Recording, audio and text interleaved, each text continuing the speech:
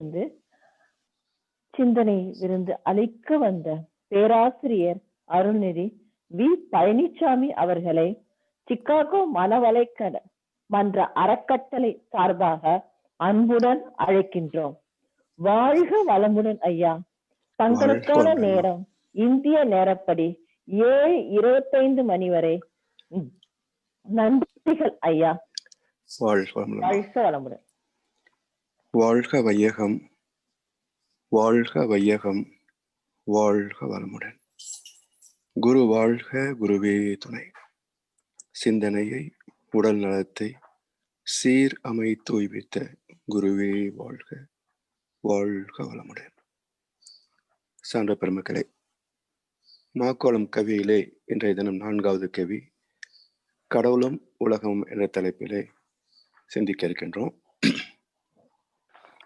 ஆழ்கடல் போல் மெய்ப்பொருளாம், அலைகள் போல் உருவனைத்தும், ஊழி நிற்பதும் உருவெடுத்து மாறுவதும். ஆழ்கடல் போல் மெய்ப்பொருள். நாம் பார்க்கின்ற இந்த நில உலகம், இதனுடைய அளவு என்ன என்றாகின்ற போது 170% நீர்ப்பரப்பு தான், 30% தான் மண் பரப்பாக இருக்கிறது. அதுபோல மிக பெரியது எது என்று ஆகின்ற போது அத அனைத்திற்கும் மிக பெரிதான ஒன்று இந்த பிரபஞ்சம். அதற்கு மூலப்பொருளாக இருப்பதுதான் இறைநிலை. ஆழ்கடல் போல் மெய்ப்பொருள். மெய் என்றால் என்றைக்கும் நீடித்து நிலைத்து இருக்கக்கூடியது. பொய் பொருள் என்றால் அனைத்தும் ஒரு காலகட்டத்தில் உண்மை போல் தோன்றி பிறிதொரு காலகட்டத்தில் இல்லாமல் போய்விடுவது பொய்ப்பொருள். அதை அலைகள் போல் உரு அனைத்தும் என்கிறார். இப்போ கடலிலே அலைகள் தோன்றுகின்றன. ஒரு முறை தோன்றிய அலை மறுமுறை தோன்றுவதில்லை. அதை ஓஷோ சொல்லுவாரு, history repeats, nature never repeats அப்படிம்பார். மனித சரித்திரம் திரும்ப திரும்ப நிகழலாம், ஆனால் இயற்கையின் சரித்திரத்துல ஒன்று மீண்டும் வருவது இல்லை. அது போல ஒவ்வொரு அலையும் ஒரு முறைதான் பிறந்து அழிகிறதை தவிர அதே அலை மீண்டும் பிறப்பது இல்லை. என்றாலும் தொடர்ந்து அலை இயக்கம் ஓயாமல் நிகழ்ந்து கொண்டிருக்கிறது. சரி, இப்ப அலை ஏன் வருகிறது என்ற கேள்வி கேட்டார். இந்த கேள்விக்குரிய பதில்னா பிறப்பு ஏன் வருகிறது என்பதற்கும் அமையும். இப்போ ஏன் உயிர்கள் அல்லது மனித குழந்தைகள் பிறக்கின்றன என்றால், திருமணமாச்சு குழந்தை பிறக்குது தம்பதிகளுக்குன்னு சொல்லுவார்கள். சரி, இந்த தம்பதிக்கு 1 வருஷத்துல குழந்தை பிறந்தது, அந்த தம்பதிக்கு 5 வருஷங்கள்ல ஒரு குழந்தை பிறந்தது, அந்த தம்பதிக்கு ஒரு குழந்தை பிறப்பதற்கு 10 வருடங்கள் ஆனது, இந்த தம்பதிக்கு குழந்தைகளே இல்லை கடைசி வரைக்கும். அப்போ தம்பதிக்கு குழந்தை பிறக்கும் என்றால் இவங்களுக்கு ஏன் பிறக்கல? இப்படி இந்த பிறப்பின் சூட்சம் என்ன என்பது ஆய்ந்து பார்த்தால்தான் தெரியும். அது போலதான் கடலிலே அலைகள் ஏன் தோன்றுகின்றன என்றால் நீருக்குள் இருக்கின்ற வேகம் என்று சொல்வார்கள். இந்த பூமி சூரியனுடைய குடும்பத்துல இதற்கென்று ஒரு வட்டப்பாதை. அதே போல் நவகோள்கள் இந்த பூமியிலே இந்த சூரிய மண்டலத்தை சுற்றி வருகின்றன. இதே போல அருகிலே மற்ற சூரிய குடும்பங்களும் உள்ளன. கிட்டத்தட்ட 10,000 கோடி சூரிய குடும்பங்கள் இந்த பால்வெளி மண்டலத்தில் இருப்பதாக விஞ்ஞானம் சொல்கிறது. இதை போல் 1008 மண்டலங்கள் இருப்பதாக கந்த புராணம் சொல்கிறது. அப்போ இந்த இயக்கத்தில் எல்லாமே ஒன்று இன்னொன்றோடு சார்ந்து இருக்கும். Class, reflection, refraction, penetration, interaction வகையில் ஐவகை அலை இயக்கங்கள் இந்த பிரபஞ்சம் முழுவதும் நிகழ்ந்து கொண்டேதான் இருக்கும். அதனால் இந்த சூரிய குடும்பத்தில் தோன்றுகின்ற காற்றழுத்த வேறுபாடுகளால் பூமி அழுத்தப்படுகின்ற போது பூமி சுழல்கின்ற வேகத்தில் அழுத்துகின்ற காற்று நீர் பகுதியைத்தான் அதிகமாக அழுத்தும். அது மட்டும் இல்லை, பிதுங்கக்கூடியது நீர் தானே, மண் பிதுங்காது. அப்ப அந்த அழுத்துகின்ற காற்றின் தன்மைக்கு ஏற்ப பிதுங்குகின்ற நீர் நிலப்பரப்பை நோக்கி வீசப்படுவதே புயல். சாதாரண நாட்களிலே அந்த அழுத்தம் குறைவாக இருக்கின்ற போது அது அப்படியே மிதந்து கொண்டே வந்து கடல் கரைக்கு வருகின்ற போது அந்த கரையில மோதி உயரும். அப்படி உயர்கின்ற அலை தனிந்து திரும்பி மீண்டும் கடலுக்குள் போகின்ற போது அடுத்த அலை வந்து கொண்டிருக்கும். இந்த திரும்பி போகின்ற அலை மீது வருகின்ற அலை மோதி அது மீண்டும் எழுச்சி பெற்று அடுத்த அலையாக வரும். அப்போ ஒரு அலை தோன்றியதற்கு காற்று காரணம் என்றாலும் அடுத்த அலை தோன்றுவதற்கு காற்றும் ஏற்கனவே வந்த அலை திரும்பி போவதும் காரணமாகும். ரெண்டும் சேர்ந்து அடுத்த அலை உயரமாக வரும். அது போல நம் பிறப்பு என்பது பிரபஞ்ச வரலாறு காரணமாக இருந்தாலும் மீண்டும் மீண்டும் பிறந்து இறக்கின்ற சந்ததியின் பரம்பரையும் காரணமாகும். அப்படி ஆழ் கடல் போல் மெய்ப்பொருள். அது மட்டும் இல்ல, கடலின் மேற்பகுதி பார்க்கிற போது அலைகள் சொல்றோம், நடுப்பகுதி போகின்ற போது சாந்தமான கடலாகத்தான் இருக்கிறது. கடலின் ஆழ் பகுதிக்குள் போகின்ற போது மேற்பகுதியில் பார்க்க முடியாத பல இயக்கங்களை ஆழ்கடலிலே பார்க்கலாம். 35,000 அடி ஆழத்தில் ஒரு வகை மீன் வாழ்ந்து கொண்டிருக்கிறது. எத்தனை அழுத்தம் இருக்கும் பாருங்க. 35,000 அடிக்கு கீழே நீர் அழுத்தம் எவ்வளவு இருக்கும். அந்த அழுத்தத்தை தாங்கி உயிர் வாழக்கூடிய ஒரு மீன் இருக்கிறது அந்த இடத்துல. இன்னும் அதுக்கு கீழே எவ்வளவு இருக்குமோ இன்னும் விஞ்ஞானம் கண்டுபிடிக்கவே இல்லை. இப்படி நாம் மேற்பரப்பில் வெறும் நீராக பார்த்தாலும் அதற்குள் ஒரு உலகமே இருக்கிறது. எப்படி மண் மீது நாம் ஒரு ஜீவன உலகத்தை பார்க்கிறோமோ அதே போல் நீருக்குள்ளும் ஒரு உலகம் இருக்கிறது. அதனால இந்த ஒட்டுமொத்த பூமியையே மகாகவி பாரதியார் சொல்லுவார், சக்திகள் யாவும் அதுவே, பல் சலனம் பிறத்தல் இறத்தலும் அதுவே, நித்தியமாம் இவ்வுலகில் கடல் நீரில் சிறு துளி போலும் இப்பூமி என்று சொல்லுவார். அதாவது உலகம் என்ற வார்த்தைக்கு பொதுவாக நாம் பூமியை கணக்கில் கொண்டாலும் சில இடங்களிலே அதனுடைய பொருளை வைத்து பிரபஞ்சத்திற்கும் உலகம் என்ற வார்த்தை பொருந்தும். இங்கே பாருங்க, பாரதியார் சொல்றாரு, சக்திகள் யாவும் அதுவே.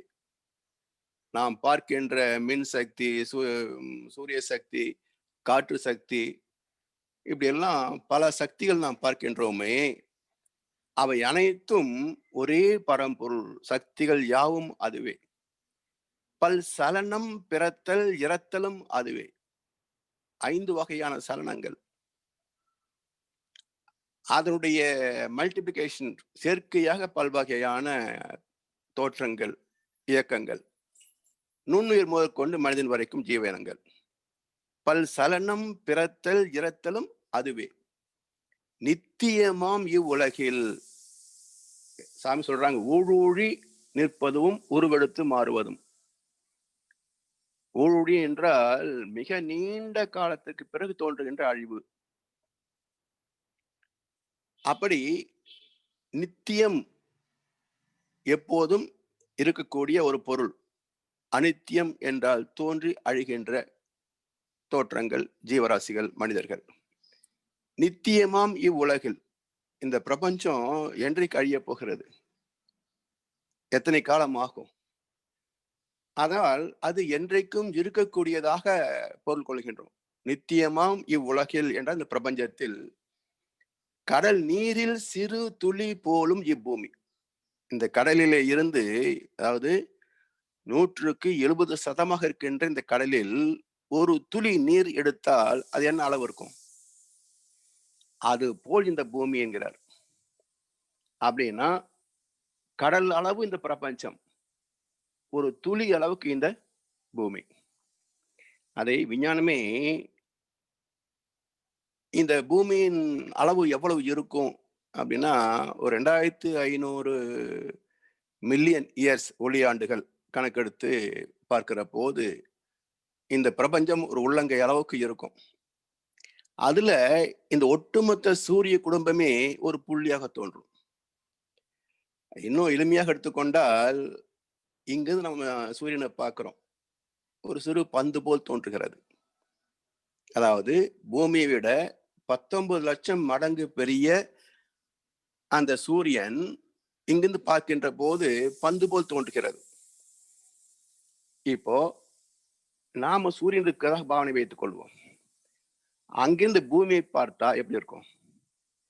25,000 பெருக்கல் 19 லட்சம் அளவு உள்ள சூரியன் இங்கிருந்து பார்க்கின்ற போது பந்து என்றால், வெறும் 25,000 மட்டுமே உள்ள இந்த பூமி அங்கிருந்து பார்க்கின்ற போது எப்படி இருக்கும்?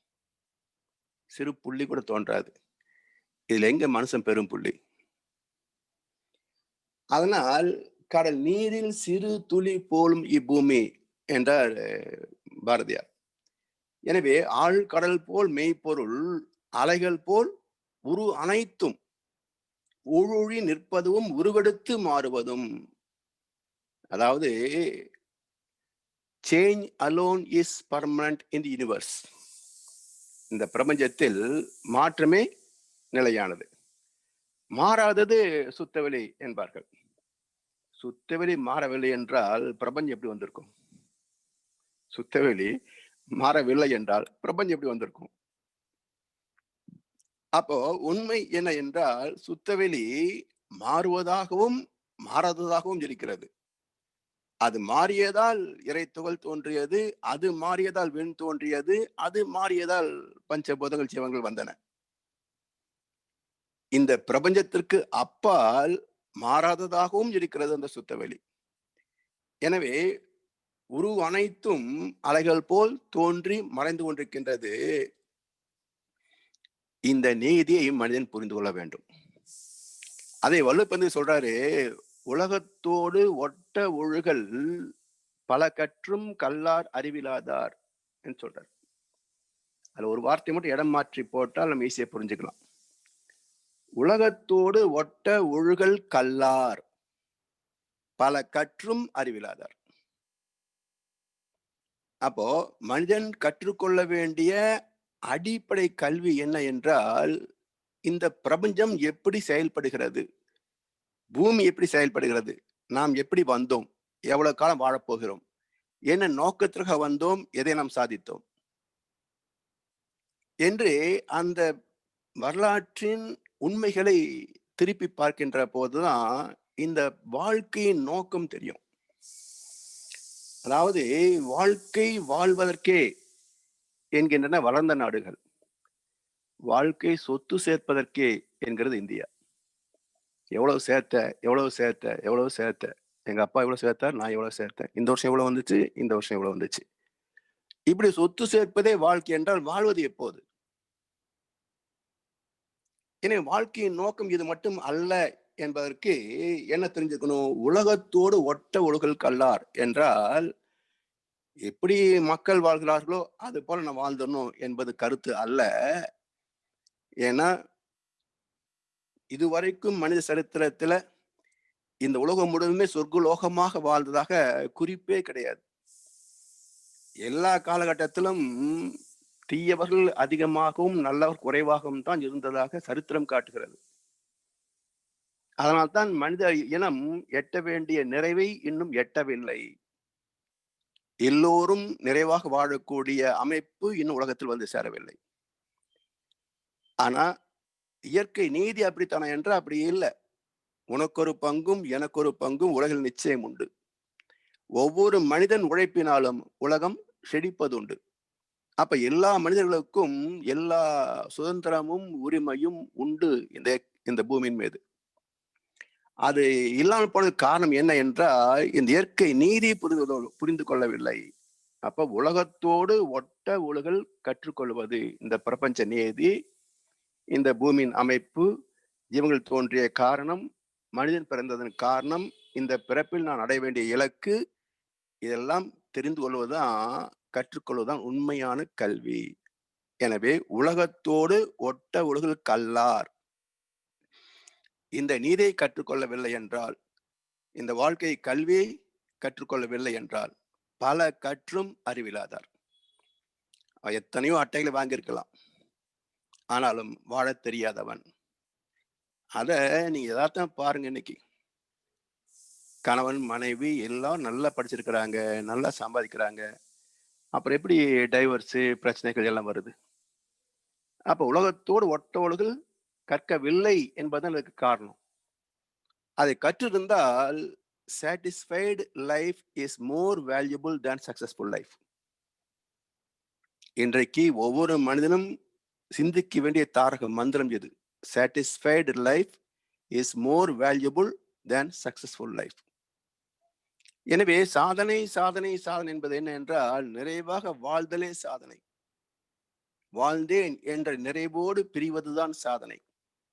அதை சாதிக்கவில்லை என்றால் வாழ்க்கை தோற்றது என்றுதான் பொருள். அதனால்தான் மகரிஷி ஒவ்வொரு கவியிலையும், மகரிஷி மட்டுமல்ல எல்லா மகான்களுமே இந்த மனித பிறப்பின் நிலையாமை பாடுகிறார்கள். நிரந்தரமானது, நித்தியமானது மெய்ப்பொருள். அலைகள் தோன்றி மறைவது போன்றது இந்த வாழ்க்கை. பிறத்தலும் இறத்தலும் அலைகள் போல. அப்ப அதற்குள் நாம் எதை சாதிக்கிறோம்? வாழ்ந்ததுக்கு அடிச்சுவடி இருக்கணும். அப்படி இருந்தா தான் வாழ்ந்ததுக்கு பொருள். நாம் வாழ்ந்ததுக்கு அடையாளமே இல்லை என்றால் நான் வாழ்ந்தேன் சொல்வதில் என்ன அர்த்தம் இருக்க முடியும்? அதை புரிந்து வாழ வேண்டும் என்பதற்காகத்தான் தத்துவங்கள் நமக்கு வழிகாட்டுகின்றன. இந்த வழியில் பயணித்து நாமும் ஒரு நிறைவான வாழ்க்கையை வாழ்ந்து மற்றவர்களுக்கும் ஒரு எடுத்துக்காட்டாக அமைவோம் என்று சொல்லி இந்த சிந்தனையை நிறைவு செய்கின்றோம். வாழ்க வளமுடன், வாழ்க வளமுடன், வாழ்க வையகம். Now we said today we'll be discussing about what is concentration and samadhi state of meditation.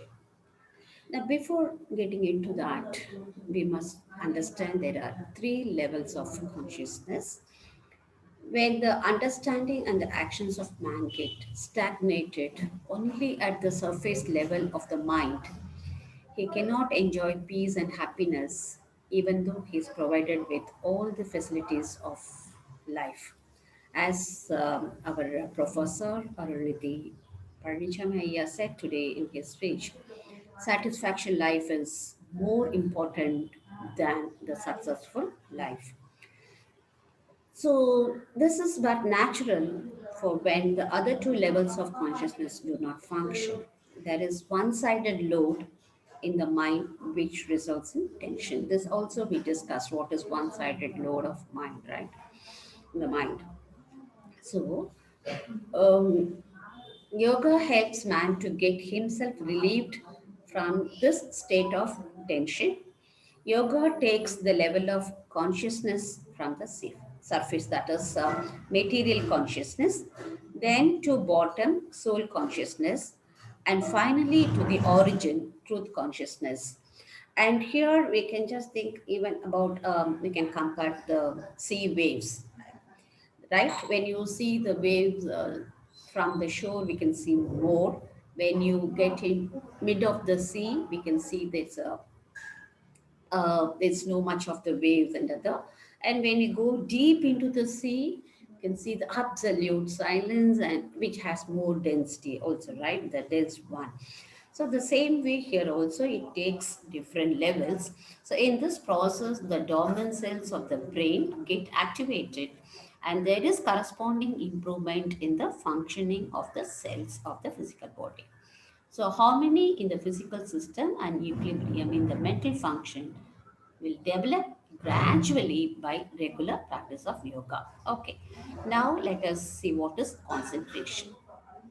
Focusing mental attention on anything continuously at will is concentration.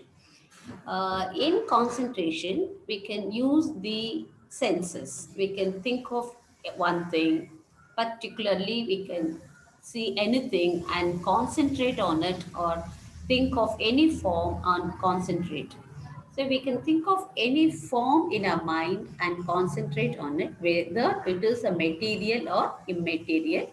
This is called, in spiritual parlance, that is concentration. Now, and about meditation, we discussed yesterday, right?